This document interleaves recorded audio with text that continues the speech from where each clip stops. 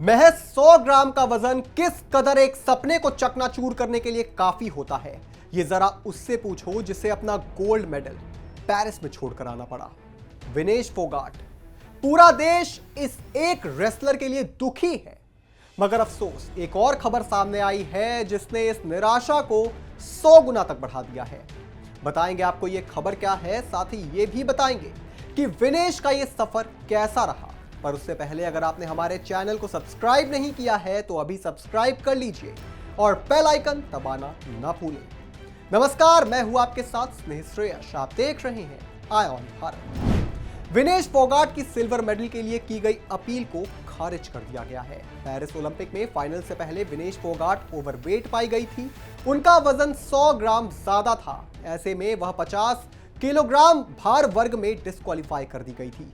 इसके बाद उन्होंने court of arbitration for sports में अपील की थी, जिस पर अब फैसला आ गया है। विनेश फोगाट ओलंपिक के फाइनल में जगह बनाने वाली भारत की पहली महिला पहलवान थी।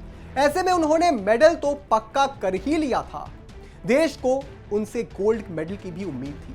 50 किलोग्राम फ्री स्टाइल भार वर्ग के फाइनल में विनेश फोगाट की टक्कर अमेरिका की सारा एन हिल्डेब्रॉन्ट से होनी थी। विनेश ने court of arbitration for sports यानी CAS से गुहार लगाई है कि उन्हें संयुक्त रूप से रजत पदक दिया जाए। इस मामले की सुनवाई 9 और 10 अगस्त को हो गई थी। इस मामले पर 13 अगस्त को फैसला भी आने वाला था और अब विनेश को CAS से भी निराशा हाथ लगी है। पेरिस ओलंपिक 2024 में विनेश फोगाट की जिंदगी में 24 घंटे में काफी कुछ बदल गया। एक दिन में उन्होंने 3 पहलवानों को चारों खाने चित कर दिया और फाइनल में अपनी जगह बना ली। इस दौरान उन्होंने दुनिया की नंबर 1 रेसलर को भी धूल चटाया। हालांकि उनकी खुशी ज्यादा देर तक नहीं टिक पाई, क्योंकि फाइनल वाले सुबह जब उनका वजन किया गया तो उनका वेट 50 किलोग्राम से 100 ग्राम ज्यादा निकला और इसके कारण उन्हें अयोग्य घोषित कर दिया गया। देश इस दुख से उभरा भी नहीं था कि विनेश ने कुश्ती को अलविदा कहने का ऐलान कर दिया।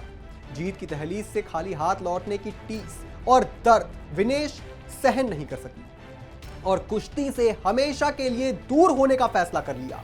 विनेश ने अपने पहले मुकाबले में वर्ल्ड नंबर 1 और 4 बार की ओलंपिक चैंपियन जापान की यूई सिसाकी को हराया और यूक्रेन की ऑक्साना लिवाच को हराकर सेमीफाइनल में जगह पक्की की थी। इसके बाद उन्होंने सेमीफाइनल में क्यूबा की यूनेर्सलिस गुजमैन लोपेज को हराकर कम से कम रजत पदक पक्का कर लिया था। विनेश स्वर्ण पदक जीतने की प्रबल दावेदार थी, लेकिन मुकाबले से ऐन पहले उनका वजन लगभग 100 ग्राम अधिक पाया गया। विनेश और कोच ने वजन कम करने की हर संभव कोशिश की, लेकिन यह संभव नहीं हो सका। इस खबर ने पूरे देश को हिलाकर रख दिया। मामले की गूंज संसद तक जा पहुंची। खुद पीएम मोदी ने ट्वीट कर विनेश का हौसला बढ़ाया। उन्होंने इंडियन ओलंपिक एसोसिएशन अध्यक्ष PT ऊषा से बात कर इसका सख्त विरोध दर्ज कराने की बात कही।